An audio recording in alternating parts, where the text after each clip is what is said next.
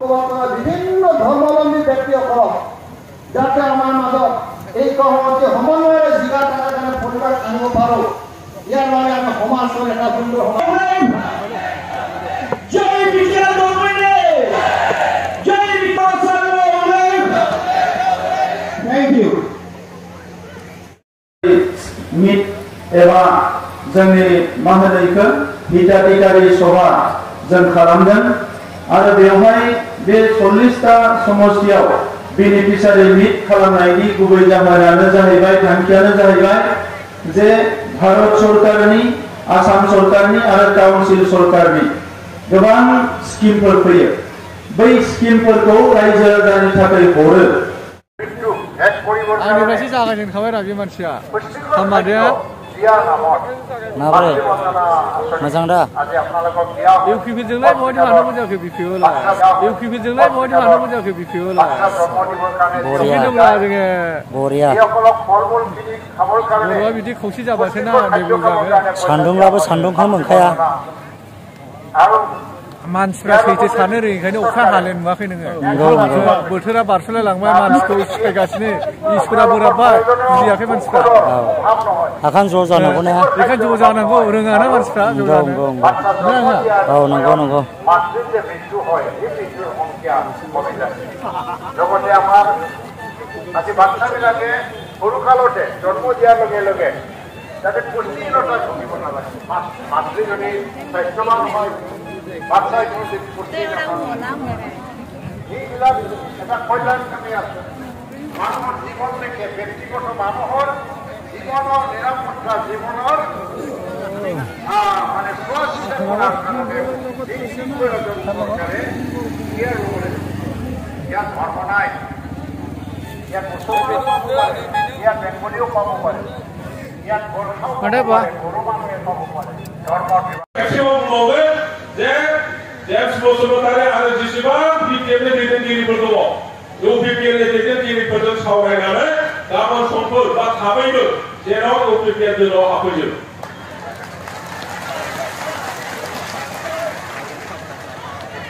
बोरै दाखोना जोङो चन्दन ब्रह्मखौ बावनो नाङा, चन्दन ब्रह्मखौ दाबाव जे बे जायगायाव जे ओरैहाय बङाइगावजों चिरांनि गुबुन गुबुन जोंनि बिटिसि ओनसोलफोरजों फोनांजाबनो थाखाय जोंहा बयनिख्रुइबो देरसिन समस्या दालां।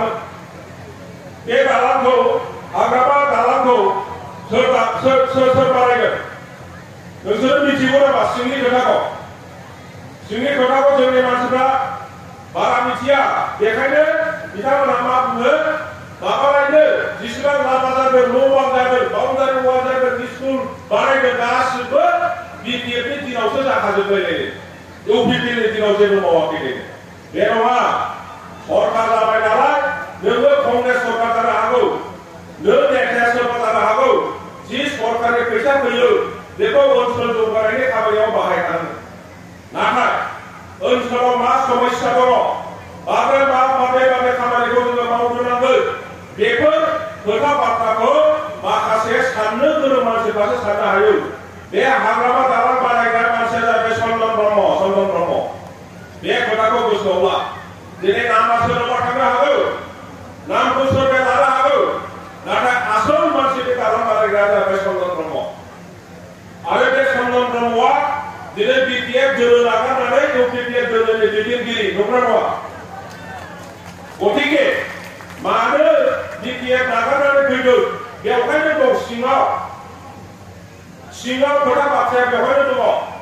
दानि जे आइ नदीनि बे आइ फवालिनि दालां, आइ फवालिनि थुक्राझारजों जि दालां बानायदों, बेखौ सोर बानायदों? सोरबा मिथिगौ नामा? बिपिएफनि दैदेनगिरिफोरहा आंथ' सानो जाहा जेम्स बसुमतारी बिथाङाबो मिथिया। बेखौ आं बानायदों, हाबा बरगयारिया बानायदों। दिनै बेखौ बानायग्रा मानसिफ्रा मानो गावनि दोलोखौ नागारनानै इउपिपिएलआव फैदों जोंहा? जों नुदों जे बिपिएफआव मोजाङै सावरायनाय गैया। बिपिएफआव दैदेनगिरिफोरनि गेजेराव ज' समस्यानि प्रति बोरै मावलायनो, बोरै खालामलायनो, बेफोर खोथा बाथ्रा जाया। आरो मोनसे प्लेनिं लानानै परिकल्पना लानानै खामानि मावा सरकारनि नै फैसा फैदों सोरबा जुदि कन्ट्राक्टरा एसे आगोल खालामफैदोंब्ला बे कन्ट्राक्टरा जि बिदों बेखौनो ज्राव बेबायदि जादों नाथाय दिनै प्रमद बर'नि दैदेननायाव बे UPPI सरकारा माखौ नायदों जोंनि समस्यानि प्रति नायदों जोंनाव मा समस्या दं जोङो बुङाखै जे नैबे जायगायावबो एयारप्लेन घाटि जानांगौ होननानै जोङो बुङाखै बे जायगायावबो रेल लाइन नांगौ होननानै जोंनि मानसिफ्रा बियाखै मा बिदों जोंनि फरायनायनि मोजांनि थाखाय जोंनि LP school ME school high school जोंनि जायगायावबो थानांगौ आरो बेखौ खालामनाय होनाय जादों दिनै प्रमद बर'आ बे साराय बोसोराव 800निबो बारा 1000सो स्कुलखौ लुफुंजोब्बाय बे खोथाखौ जों दा मिथिनो मोनदों आंबो शिक्षा बिभाग नायदोंमोन शिक्षा बिभाग नायनानै 15 बोसोराव आंबो खामानि मावबोदों नाथाय मिट एबा जोंनि मा होनो बेखौ हिताधिकारि सभा जों खालामदों आरो बेवहाय बे 40टा समष्टियाव बेनिफिसियारि मिट खालामनायनि गुबै जाहोनानो जाहैबाय थांखियानो जाहैबाय जे भारत सरकारनि आसाम सरकारनि आरो काउन्सिल सरकारनि गोबां स्किमफोर फैयो बै स्किमफोरखौ रायजो राजानि थाखाय हरो दा बे स्किमफोरखौ जुदि मोजाङै मावफुंनानै लानो हायाब्ला जि थांखिजों स्किमफोरखौ हरो बे थांखिया जाफुंसार जाया भारत हादरा उदांस्रि जानायनिफ्राय दासिम जोंनि गोरिब गुन्द्राफोरनि थाखाय आइजोफोरनि थाखाय जोंनि लाइमोनफोरनि थाखाय आबादारिनि थाखाय जोंहा जायफोर बैसोगोरा सुबुंफोरनि थाखाय गुबुन गुबुन थाखोनि सुबुंफोरनि थाखाय गुबुन गुबुन रोखोमनि बेनिफिसियारि स्किम्सफोरखौ जोंनो हरो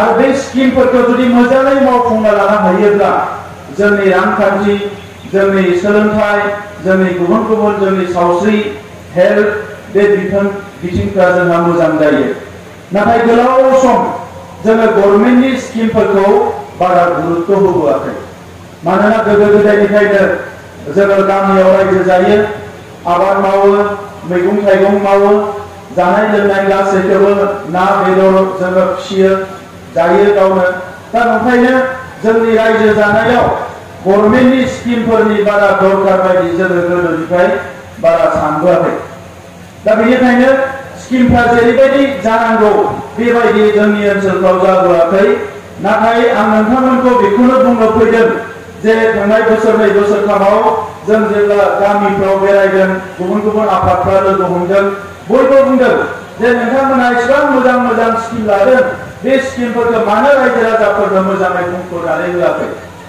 रायजो राजाफ्राबो मिथिनांगौ दा बे बाथ्राखौ लानानैनो जोङो गासै 40 समष्टियाव 40टा समष्टियाव बेबायदि बेनिफिसियारि स्किमनि बे मेलखौ लादों।